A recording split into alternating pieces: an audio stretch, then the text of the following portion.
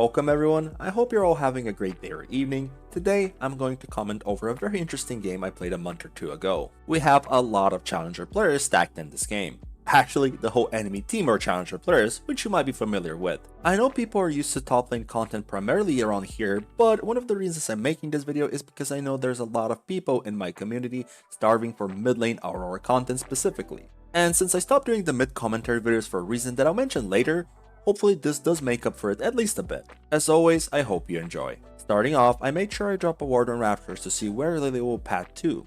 Ahri initiated a trade, so I had to respond accordingly. We're both heavily fighting for wave control, relentlessly hitting the wave.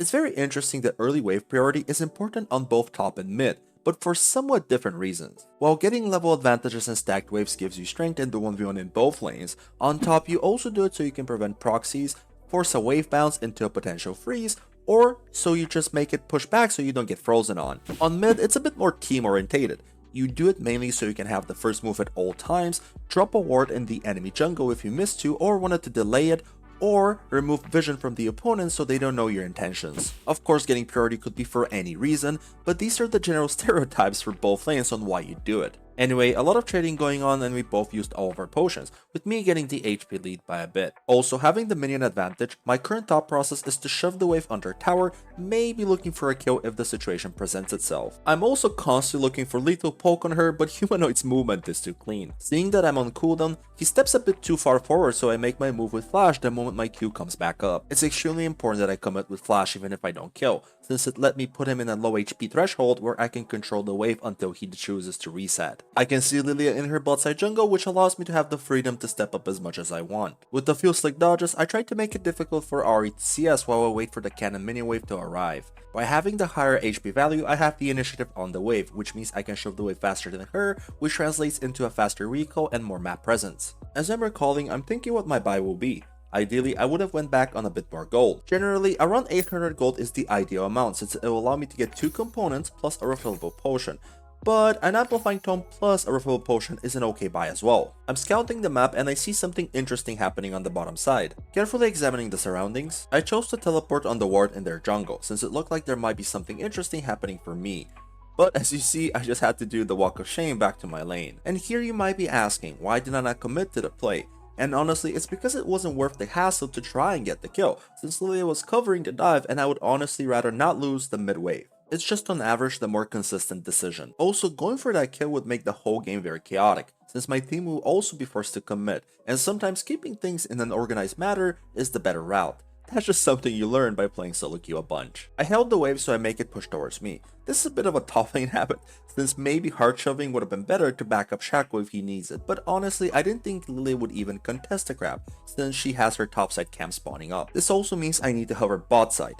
But this is where reason 1 comes into play on why I don't like playing mid as much as top lane. The support roams. On top, if their support or jungle comes, it's a pretty big time and resource investment, meaning that they're playing for your lane opponent, so as long as you don't die to it, you're contributing. Sure, that's pretty lame for you specifically, but speaking for the game as a whole, it's not that bad. On mid lane, you're literally the center of the map, everything connects to it, so they just need to take a stroll towards your lane and hey, the individual lane expression ceases to exist. And this happens in most games in high elo. Depending on the division, it's just a completely different game on mid lane. But anyway, I shouldn't be complaining since my Diddly did a good job by answering the Karma roam. Now, when I got a decent chunk on Ahri, I'll look to set up a small freeze. By doing this, I'm making Ahri choose between leaving the wave as it is to go back and lose minions in the process, or staying and potentially dying when trying to push out the wave. It's a win-win for me. On mid lane, you actually rarely get to freeze it. As opposed to top lane, the shorter lane makes it very easy for the opponent to break it, but given he chose to go back, as he should since it's the better play,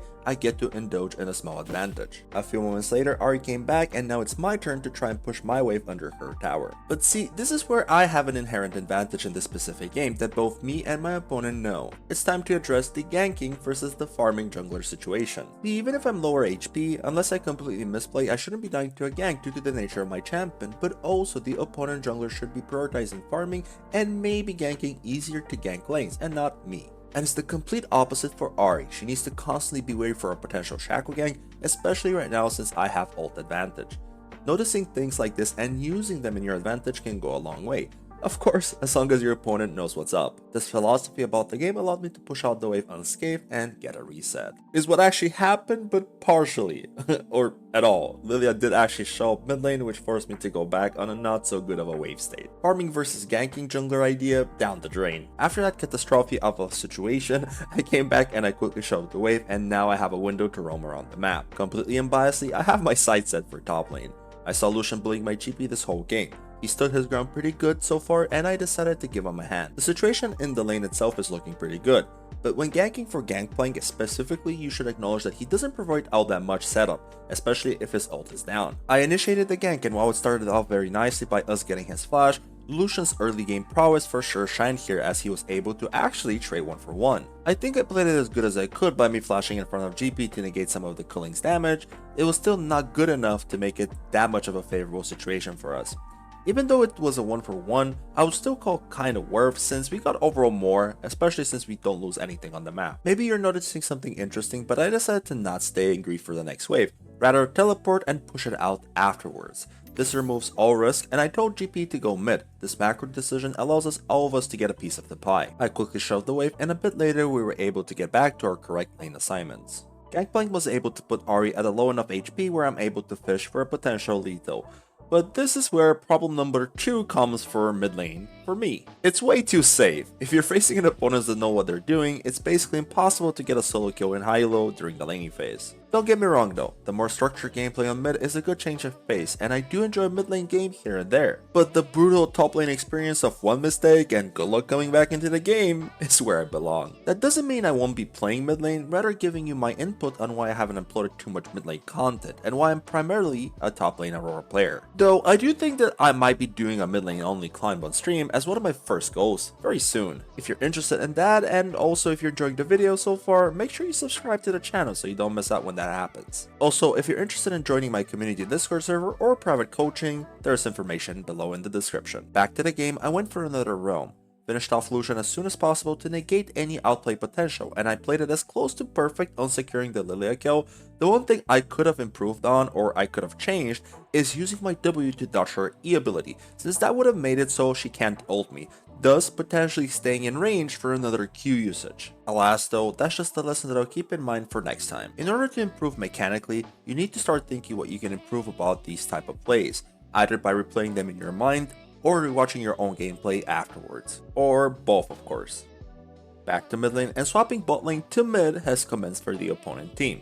Now ideally, of course, I would also be swapping with Jhin, but he didn't ping for it, so I assume he wants to catch the bot wave first. I'll wait to see how he prefers to play, since if we keep these lane assignments, Varus is someone I can actually look to solo kill, due to him being under-leveled as the ADC, and also his immobile nature. As you just saw, using Red Trinket around this time starts putting in work, since I was able to remove the ward, thus making it so they don't have vision of me after I end up clearing their wave. Skipping a bit ahead, I was able to shove the next wave without any retaliation. I'm looking to pressure him, but in order for me to do that, I need to poke him down a little bit. Since I can't progress onto him if he doesn't misstep, I'll go out of vision and see how he reacts. Quick note, the gold from the plate does not reveal your exact location if you're in Fog of War. Using the vision pocket and tracking his movement in Fog of War, I was able to get the needed damage to potentially force a dive. Now by walking up and shoving the wave, I'm putting him in a position where he needs to choose. Does he bleed even more waves given the game state, or does he stay and try to outplay me? I saw an opportunity to jump in and I took it.